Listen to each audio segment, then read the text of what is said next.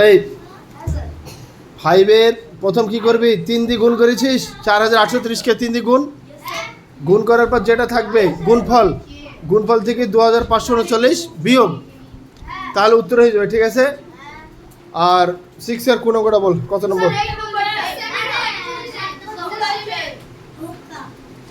ও 8 নম্বরের সরলটা তুলেছিস, বলো।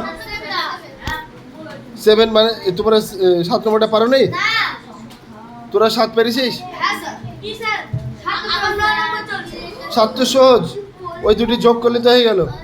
বলো, হ্যাঁ 3 8টা দুটি সংখ্যার যোগফল, এই দুটি সংখ্যার যোগফল 2420, তাদের বিয়োগফল 1224।